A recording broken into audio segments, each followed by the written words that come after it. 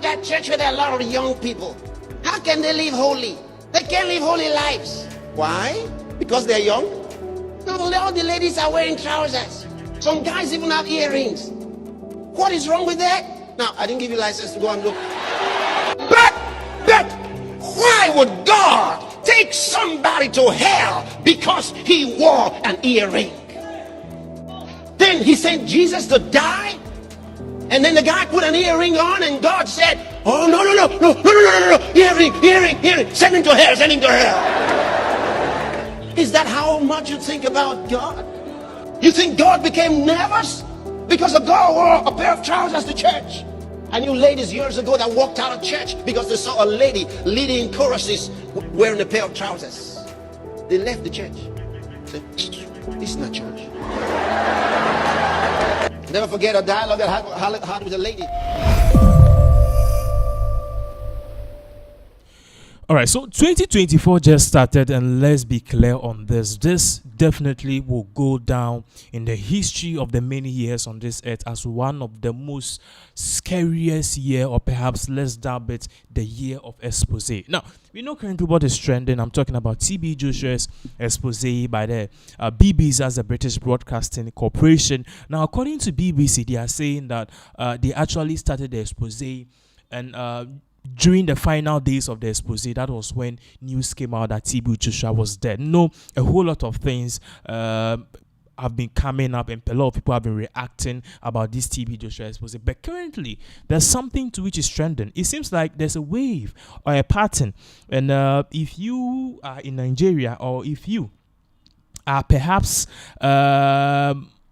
a man of God in Nigeria, you should fasten your seatbelt, because today it is TB Joshua, tomorrow it could be you, or it could be your church, or perhaps your head pastor. Now, news coming in suggests that there could possibly be someone who could be next in line in regards with this whole expose, which is currently trending all over the world, especially TB Joshua's expose. Now, look at this.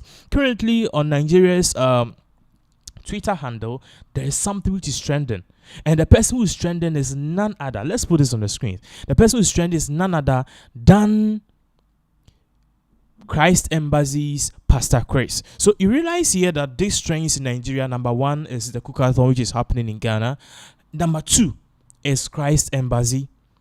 And number three is TB Joshua. Now, if you go further down, you realize that even Pastor Chris himself is trending. And people are like, what is really happening? What is really going on? Well, word on the ground suggests that someone is next, and perhaps that could be Pastor Chris. Now, we'll be explaining why it is very remarkable, and perhaps we need to take this whole expose thing, which is coming our way, with a grain or a pinch of salt. Now, recall, many years ago, news broke out that Pastor Chris actually divorced his wife, or Pastor Chris' ex-wife, Anita, divorced him. Now, this Pastor Chris' ex-wife, Anita Oyakilome, now we believe that she's taking the Oyakilome from her surname, and she's no more with Pastor Chris' church.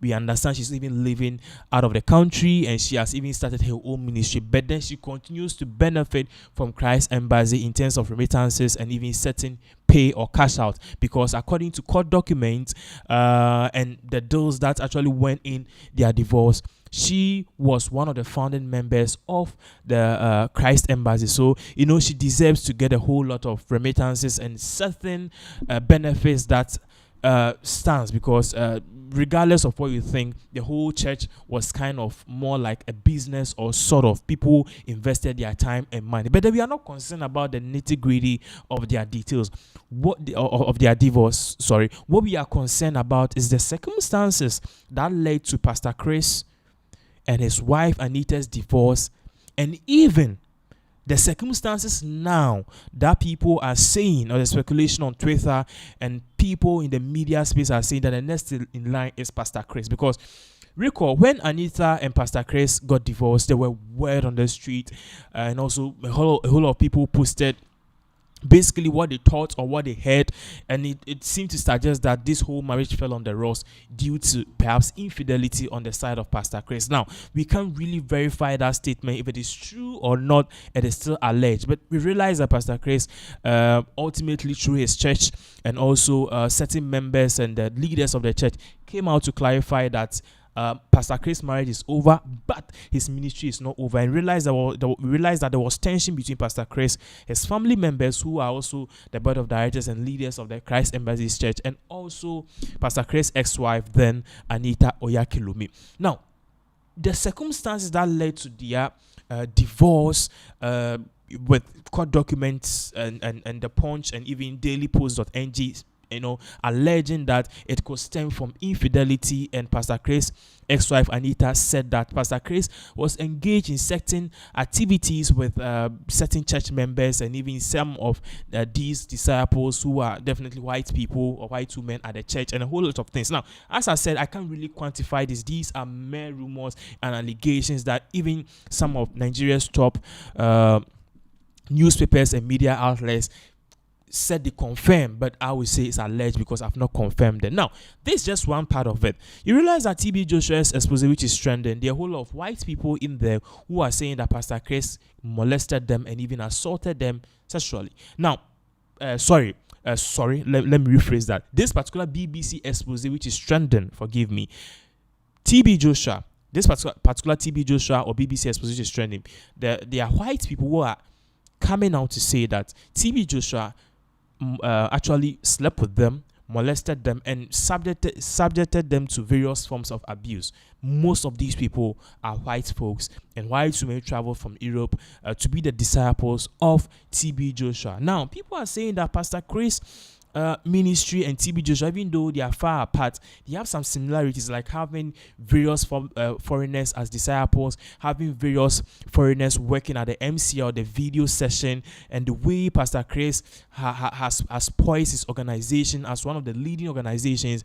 It kind of seems like, Pastor Chris, and TB Joshua have a whole lot in common. So people are saying that if Pastor Chris' ex-wife, left the marriage and alleged infidelity, then perhaps it's just time for it's just a little bit of time that the whole secret will come out. And people are saying that if Pastor Chris is being exposed or is set to be exposed by BBC, his expose is going to really shock the world, because remember or recall, the wife had just left the marriage some years back and she alleged certain things. Now, one thing I want you to note very well is, in as much as people are alleging this, one of the things that a lot of people are really concerned about, that a lot of people believe that this could be a recipe for why they believe Pastor Chris could be in danger. The reason why people are saying or coming up with these kind of theories is because Pastor Chris for some time now have been harboring some sort of controversial opinions. This is a man of God who came out some time to say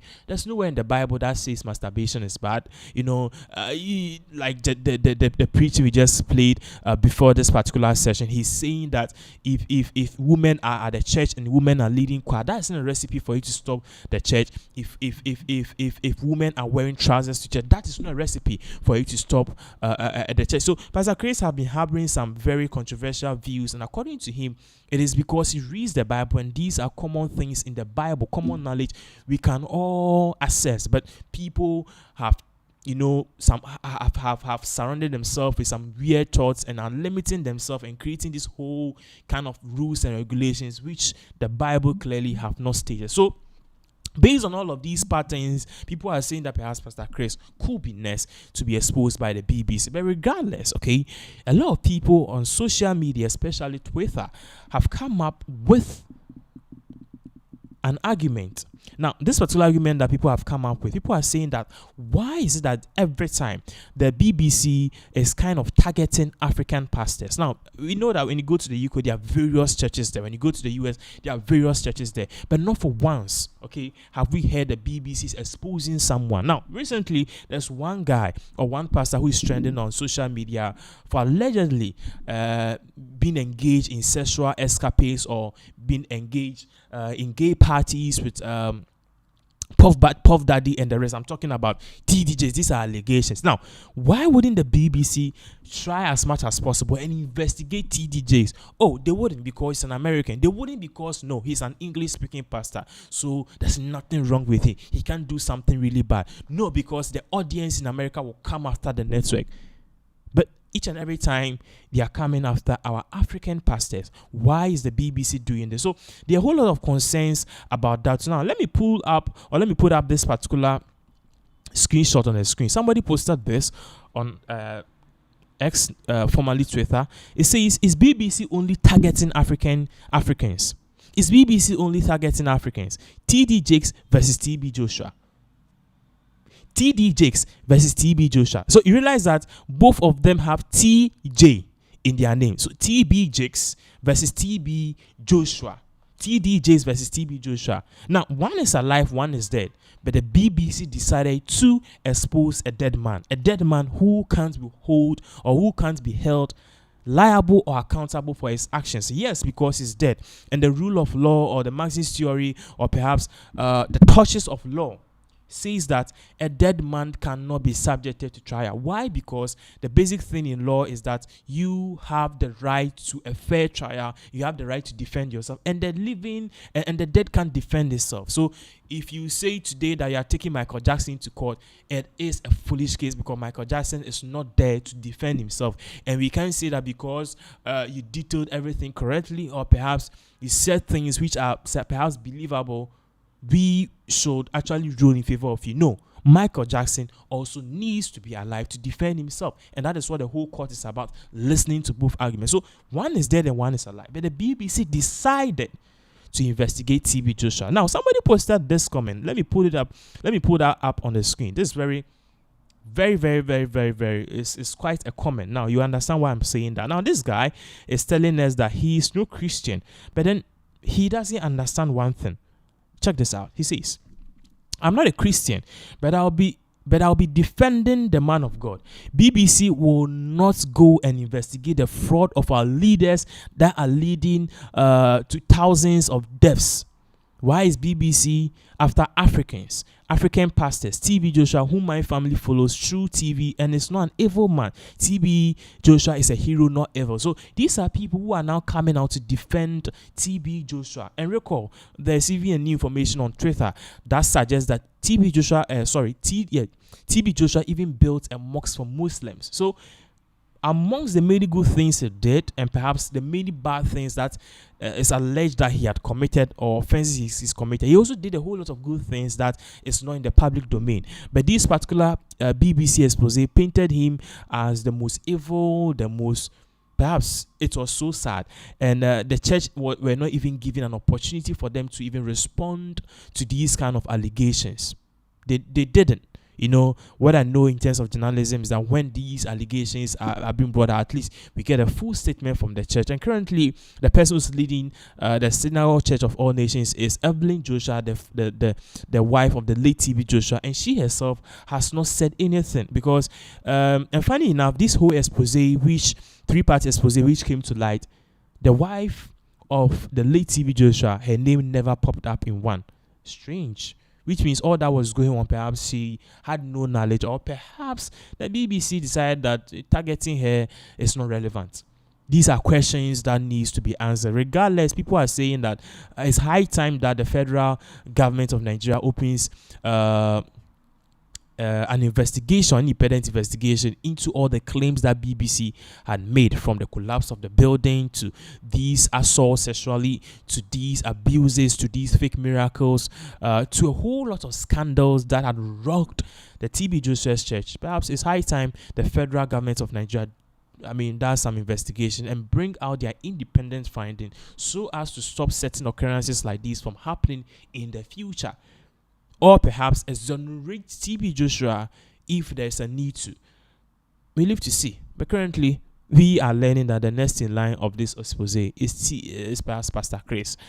I don't know what is happening, but we live to see.